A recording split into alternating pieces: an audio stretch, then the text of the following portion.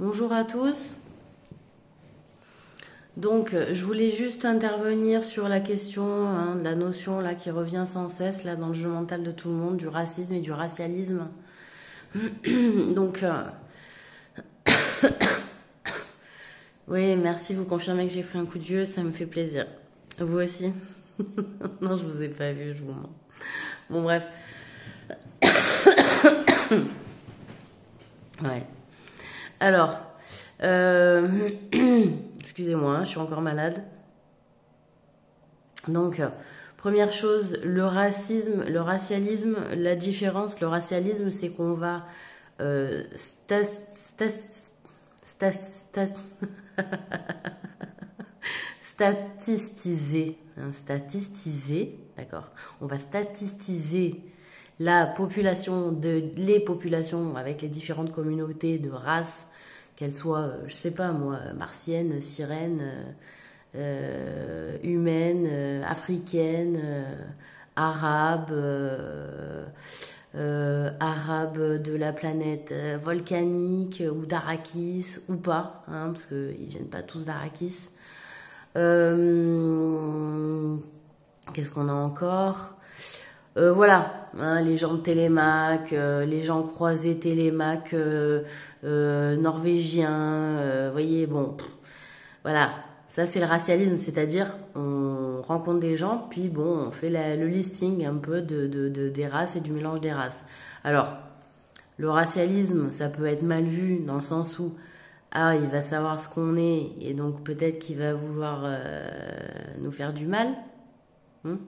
La personne qui nous note, vous voyez, c'est comme quand on est, nous, juifs, qu'on a été, c'est le racialisme qui a été fait par les nazis, à l'époque de la Seconde Guerre mondiale. Voilà, on a noté qui était français, qui était espagnol, qui était machin. En fait, les nazis, à ce moment-là, ils ont fait un énorme recensement. Faut dire ce qui est, ils ont fait un énorme recensement. Donc, ça a été un travail monstrueux, en fait, et ils ont bien fait de le faire, je pense, parce qu'en réalité, ça a pris en compte aussi dans leur bienveillance, parce qu'il n'y avait pas que des nazis malveillants, il y avait aussi des nazis qui ont pris parti dans ce racialisme-là, dans le fait de noter les races, de savoir les besoins de chaque race, en fait. Est-ce qu'il y a des besoins particuliers pour survivre sur cette planète ou pas? Voilà. Donc ça, c'est dans la vision bienveillante, dans la bienveillance. Ok, on note les gens et on voit s'ils ont des besoins particuliers par rapport à leur propre race ou par rapport à leur propre mélange. Parce que, je suis désolée, vous l'avez vu, moi j'ai travaillé dans des écoles à un moment donné. Ça m'a porté préjudice d'ailleurs. Je pense comme tout un tas de gens à un moment donné qui ont voulu faire des trucs sympas pour les gosses. Mais bon, c'est pas grave.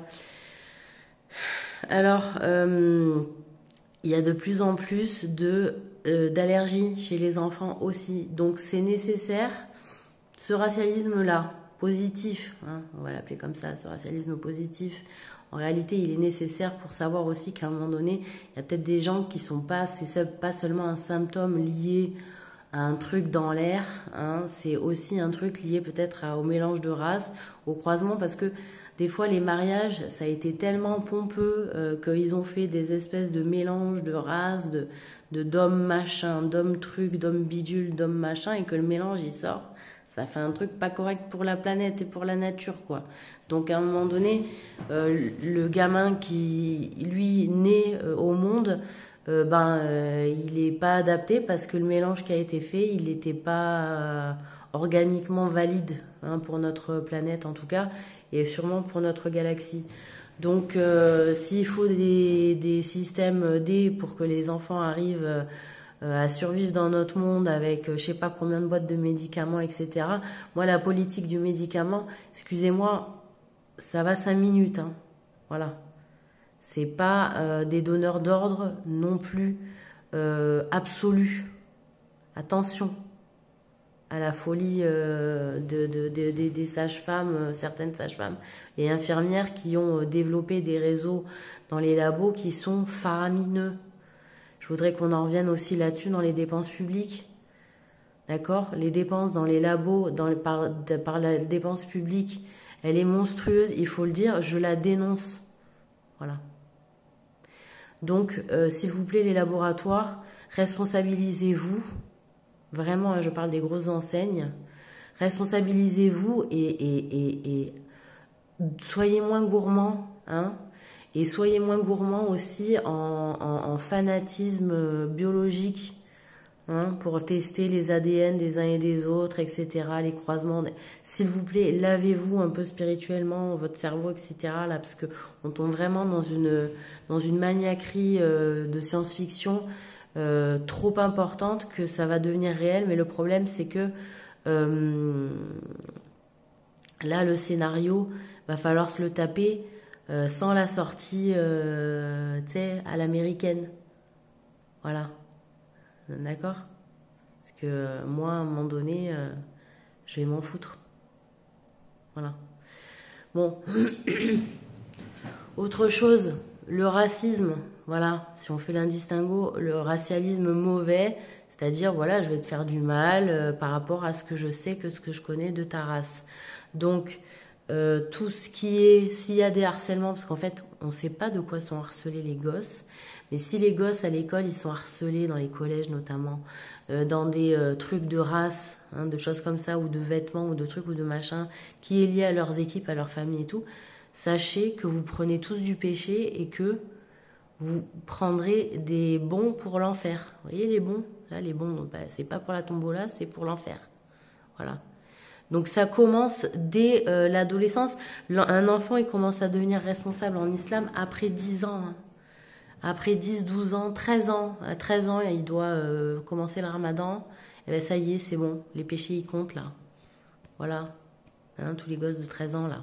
Ça y est, ça compte les péchés. La France, elle te dit 18 ans, non. Dieu, il te dit non. Voilà, ça commence avant. Parce que tu as commencé à capter le truc en fait. Ça fait longtemps même. D'accord? Pour certains, ça fait à partir de l'âge de 8 ans, ils ont tout capté. Donc, c'est bon. Ensuite, autre chose.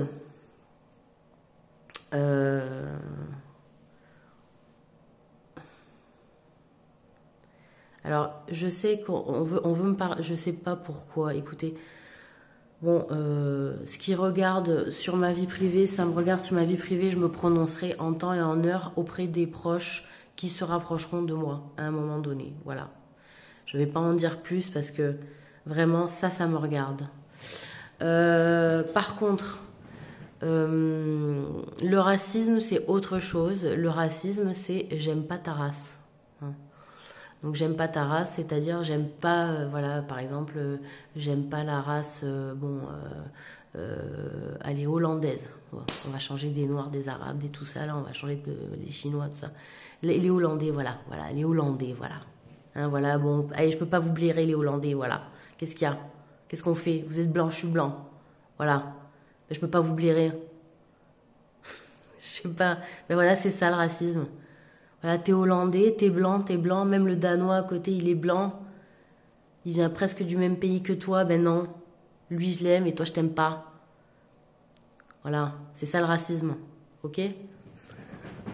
Non, mais je veux dire, voilà. Donc après, j'ai envie de les agresser et de leur dire la Hollande, c'est pas un pays. Non, mais voilà. Vous voyez ou pas? La provocation et tout. Bon, voilà. Donc on sort de là. Non, moi j'aime tout le monde.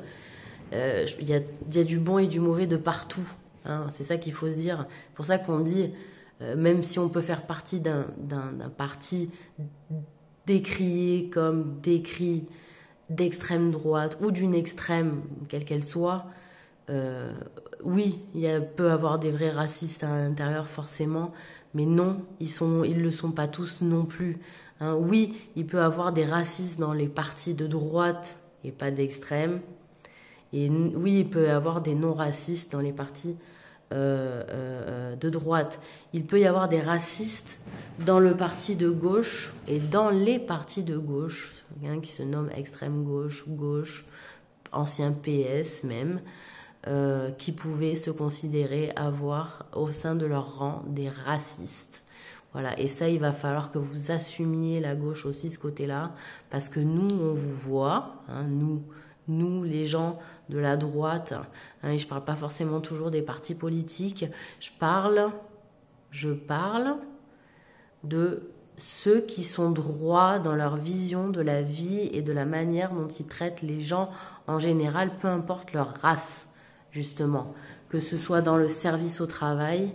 Moi, dans n'importe quel service de boulot que j'ai fait, j'ai servi toujours les personnes de la même manière, qu'elles soient, de la police, qu'elles soient pauvres, qu'elles soient noires, qu'elles soient marocaines, qu'elles soient riches, nobles, chinoises, âgées.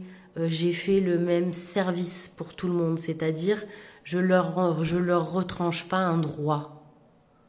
Voilà. Et c'est ça les gens de la droite. Les gens de la droite, c'est pas des gens qui sont passés par la droite pour faire leur putain de passage.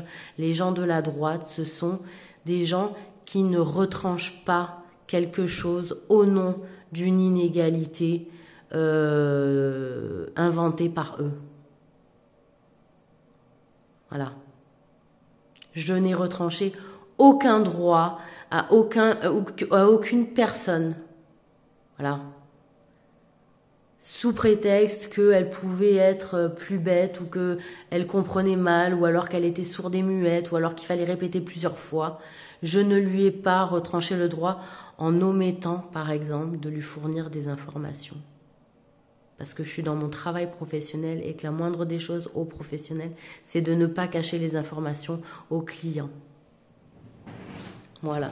Et c'est là où vous faites des bonnes entreprises et des bons vendeurs d'entreprises, mesdames, messieurs. Pas quand vous choisissez vos clients à qui vous allez fournir les infos. Là, vous faites chuter l'entreprise et la réputation de l'entreprise. Et si le patron, il est au courant que vous faites ça, ça passe pas. Parce que ça, généralement, c'est les clients qui demandent les faveurs auprès des vendeurs d'avoir certaines infos et qu'elles ne soient pas données à d'autres dans le quartier. Et là, vous mettez à mal toute l'équation qui a été mise en place par les bailleurs commerciaux. Déjà de 1, les bailleurs commerciaux. 2, les personnes qui louent ces bails commerciaux ou qui ont acheté ces bails commerciaux parce que les informations ne se transmettent pas correctement et qui créent une concurrence et une inégalité dans le quartier. Alors que ce ne sont même pas les mêmes services et les mêmes biens parfois qui sont vendus. Et alors là, ça veut dire qu'en plus, vous pouvez fournir des informations autres que celles de métier que vous êtes en train de pratiquer. Donc, tout cela est imputé et condamnable. Mais alors, c'est condamnable, alors certes, au tribunal du commerce, bien évidemment, mais ça passe en civil aussi. Ça passe en civil aussi, moi je vous l'annonce. Hein. Voilà. Si ça part pas en pénal selon la gravité du bordel. Hein. Je vous le dis, hein. Il y en a ras-le-bol, hein, que tous les quartiers, toutes les villes, toutes les gens, tous les salariés, on ait été pris en otage par ce genre de pratique. C'est pas possible. Hein, les patrons, ils sont pris en otage par leurs salariés pour ce genre de pratique. C'est pas possible. C'est une forme de corruption cachée, mais alors non monnayée. Hein. Vous voyez, ça se monnaie derrière, autrement. Donc là, moi, je suis pas d'accord parce que ça met les patrons dans la merde. Parce qu'ils sont pas au courant, la plupart. Et ils sont obligés de mettre des gens d'enquête dans leurs entreprises pour voir comment ça se passe et qui c'est qui filoute. Voilà l'histoire. Donc, apprenez à servir tout le monde de la même manière. Et déjà, ça va enlever pas mal de bordel. Moi, c'est moi qui vous le dis. Voilà ce que j'avais à vous dire. En tant que procureur de la République, en nécessité, oui, mais aussi en tant que reine, voilà, que ce soit reine de France, que ce soit reine des terres britanniques, que ce soit, voilà, c'est partout pareil. Si les gens, ils m'ont voulu reine un peu de partout, c'est juste parce qu'à un moment donné, ils ont vu du sale jeu de gens que peut-être ils avaient placé en tête, hein, contre moi d'ailleurs, en concurrence, pour espoir de voir un beau jeu. C'est raté. Moi, je m'en fous, hein, les places, je les garde. Je vous annonce, j'en ai marre de voir du sale boulot et que là, moi, je sais que j'en fais du bon. Voilà, j'ai toujours dit, je préfère moi faire le bon boulot qu'être là et être tributaire du mauvais boulot des autres. Je déteste. Je déteste être tributaire du mauvais boulot des autres, c'est horrible. Voilà, donc moi, je voulais dire aussi un mot sur les préfets. Je suis désolée, le préfet, il me semble que c'est un statut où la personne, elle a dû faire là, Il est obligatoire qu'elle ait dû faire l'armée. Hein. Il y a quelque chose comme ça. Hein. Alors où ça a été changé au niveau de la loi, voilà, on n'est plus obligé de faire l'armée pour faire préfet. Mais si, moi je suis pour qu'on remette quelqu'un qui ait fait l'armée, qui soit préfet. Parce qu'à un moment donné, il faut pouvoir gérer ce genre de crise tout le temps. Et puis surtout, il faut tenir les lignes de la ville de manière ferme, quoi. Voilà. Donc, voilà, on avait placé Monsieur Lallemand, je sais pas, qui a été peut-être décrié, comme préfet de Paris. Bon, bah, c'est peut-être un premier point. Mais il y a des régions, je pense, qui se sont laxisées. Et je pense qu'il ne faut pas flancher sur certains points. Je pense qu'il y a des personnes, elles ont peur, elles ont montré une idée de peur un peu viscérale de l'armée. Oui, nous, on est le groupe contre l'armée, on ne se bat pas et tout. Mais on a été obligé de se battre pour la paix. Hein, parce qu'il y avait des gens qui faisaient la guerre en sourdine, alors que soi-disant, on était dans des lieux de paix. En fait, c'était des lieux de guerre aussi. Il n'y avait pas que finalement le terrain où on y était et on était dans la boue à se prendre de je sais pas quoi, du napalm. Donc à un moment donné, voilà. Non, j'ai du mal à avaler, j'ai mal à la gorge. Bon, enfin bref, pour ça je parle bizarrement un peu. Bon, tout ça pour dire quoi? Ouais, j'ai pris mon accent parisien, purée. Dès que je suis sortie de Marseille, j'ai pris mon accent parisien. Mais même à Marseille, les gens ils me disent ouais, mais t'es pas de Paris, t'es pas de Marseille, toi, t'es de Paris. Je suis là, je fais putain, je suis quand même là souvent. Je suis comment ça, je suis de Paris. Bon, enfin maintenant, vous connaissez mon histoire familiale. Bon, voilà. Donc, bon, on va en parler.